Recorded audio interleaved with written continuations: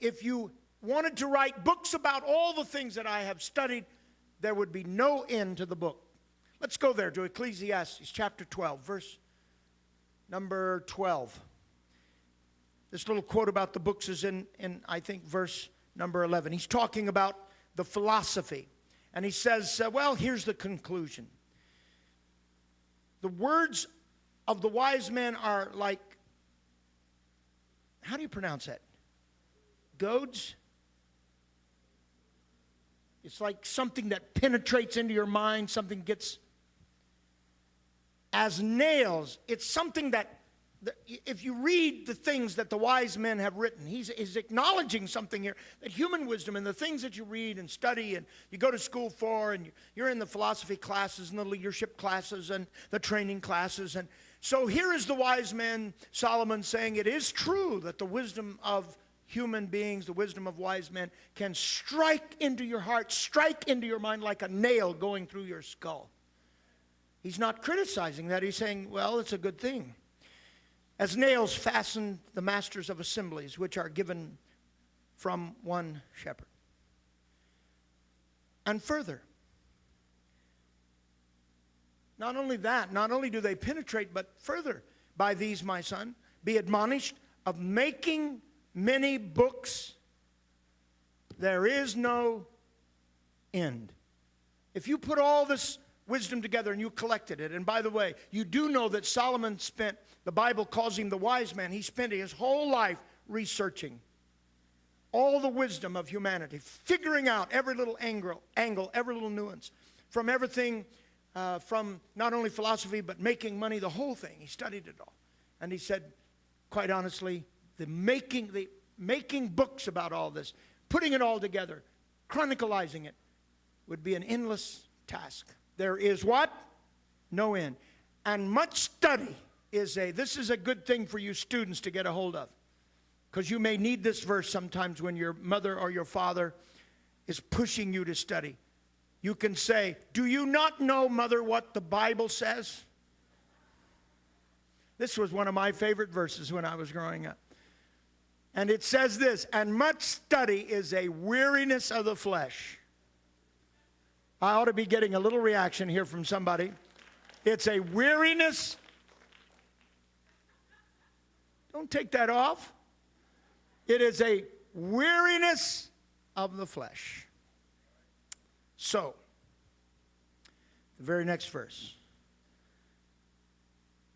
Let us hear then the conclusion of the whole matter. Let me just take you to something very simple, the wise man says, and let's see if we can agree on this very simple thing. Let's just come to the conclusion of the whole matter. And I'm going to call this the simple conclusion, because it is simple. It's plainly stated here, and it's very simple. There shouldn't be one person who cannot understand this. Brother George and Pettigo, are you here tonight? Have you downloaded dictionary.com like I instructed you to do? Would you please come down here and help me out? Grab a microphone and bring you got your computer with you? Your iPad? Wow, where'd you get that?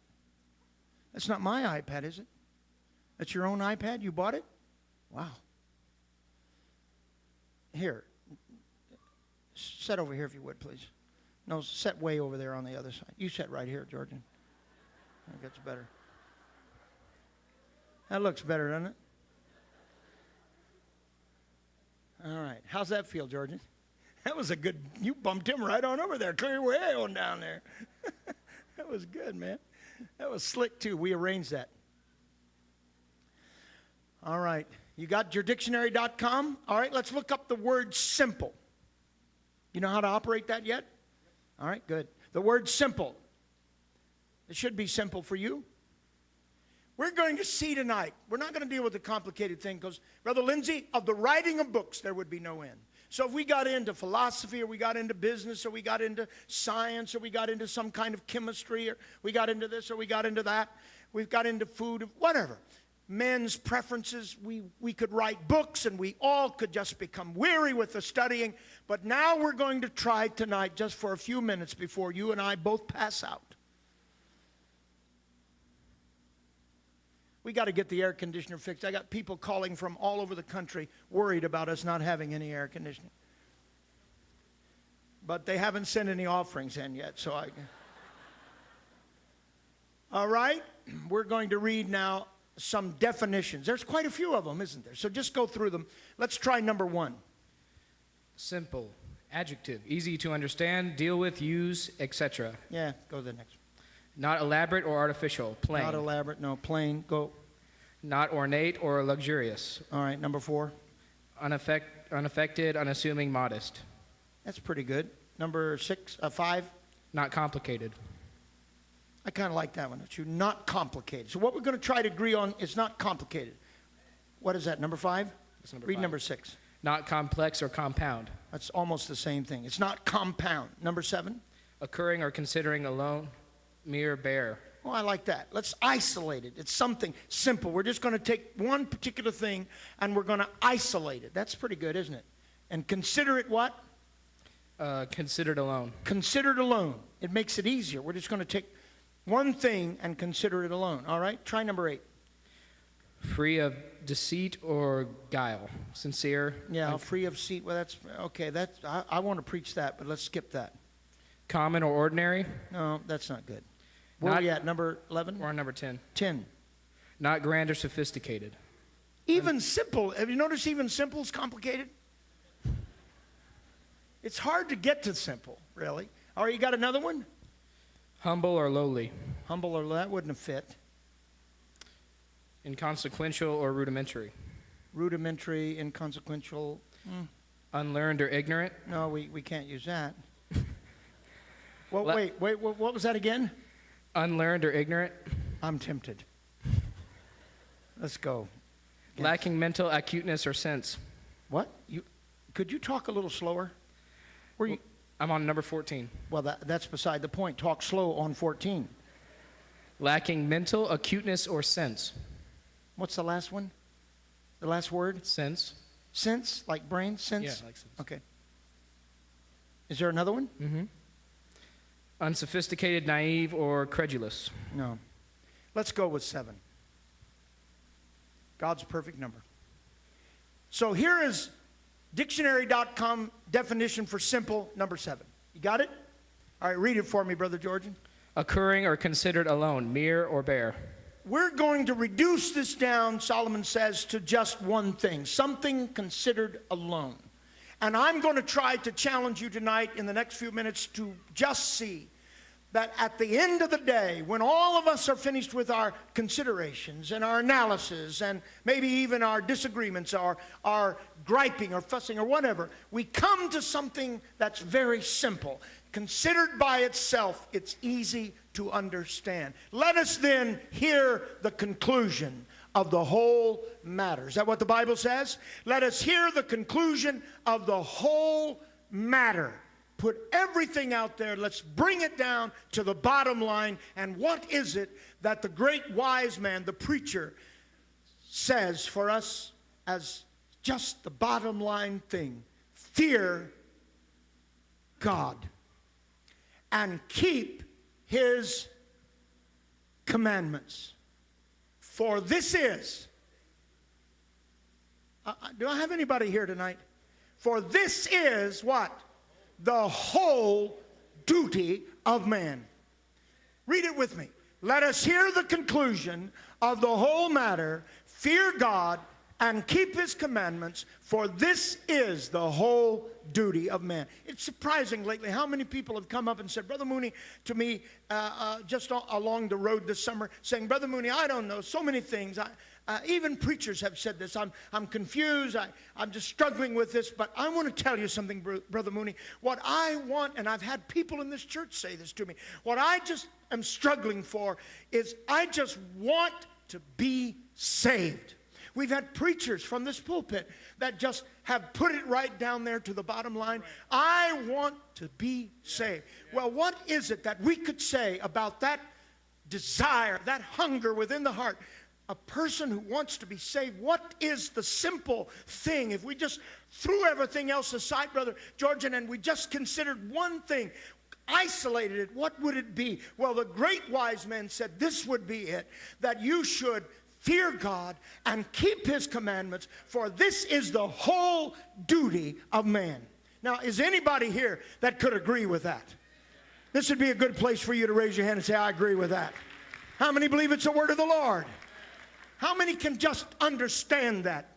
How simple it is. And there's a little more here. Let's go further. Keep his commandments. This is the whole duty of man. For God shall bring every work into judgment with every secret thing, whether it be good or whether it be evil. This kind of makes your knees shake, doesn't it? Doesn't it kind of make you weak? Wow. Look how simple this is. This isn't complicated. What is it that you should be doing and I should be doing? We should be fearing God, respecting God, be in awe of God. Did you know the world's getting trashy? The world is getting just completely ill-mannered, trashy, crass, difficult. They're becoming, I use the phrase dumbing down. Society's getting dumbed down. I probably overuse it, but it really frustrates me just to see the deterioration in people's ethics and morals and manners. And you shake your head thinking, where are we headed here? And what is it that we could get just good folks like all of us in this room to agree on? Could it not be that it would profit us tonight to agree that we all should fear God? That we all should stand and say every morning, God, I know you're real. Help me to walk with you today. I want to keep your commandments. This is my main focus. This is my duty. This is what you've called me to do, to fear you, to walk uprightly before you. I want to be saved. I want to make it. Anybody here want to make it? How many know he called you out of this world? He called you out of this world for a purpose, that you might be an overcomer, that you could make it. But what else could we add to that? Well, maybe we could add a couple little things about this whole idea of fearing God and keeping God's commandments. Let's just analyze this a little further because I think it would help us. 1 John chapter 3. Verses 22, 23, and 24.